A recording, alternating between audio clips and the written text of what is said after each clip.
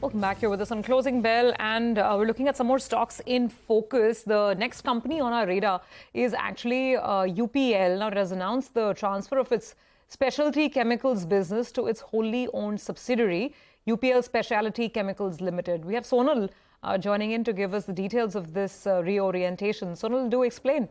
Thanks a lot for that. Well, it's one step ahead in the reorganization that the company had announced some 3 months back, where they spoke about how every business will be housed under a different platform, and they have taken it one step ahead. To tell you the news first, there is transfer of their specialty chemicals business on a slump sale basis. This is as a going concern to UPL Speciality Chemicals Limited, which is a wholly owned subsidiary of UPL Limited. The consideration for this one is 3,572 crore rupees.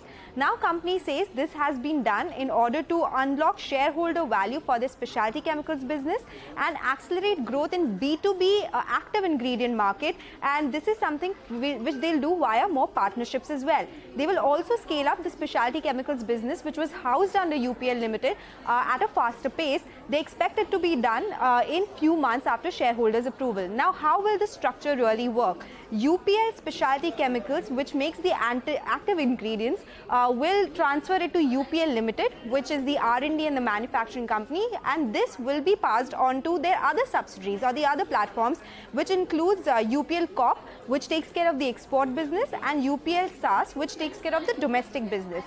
So to simplify the structure, before this transfer that had taken place, UPL Limited was the holding company, which had 3 platforms. UPL Limited came in, which is the global business, Advanta, which is the global seeds business, and UPL SAS, which is the India crop protection business. UPL here also had the specialty chemicals business. Now, this has been sold to one of their subsidiaries. So after the transfer that has taken place, it will have 4 subsets, which will include the global business, the seeds business, the domestic business, and the 4th one will be now this specialty chemicals business. The UPL holding company will only have the R&D business, the formulation business, and will have investments in all these platforms.